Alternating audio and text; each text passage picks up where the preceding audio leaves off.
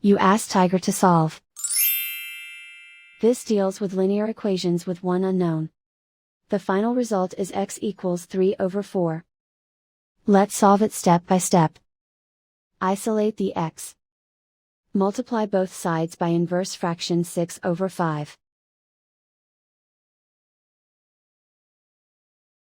Group like terms. Multiply the coefficients. Simplify the fraction. Multiply the fractions. Find the greatest common factor of the numerator and denominator. Factor out and cancel the greatest common factor. And so the final result is x equals 3/4.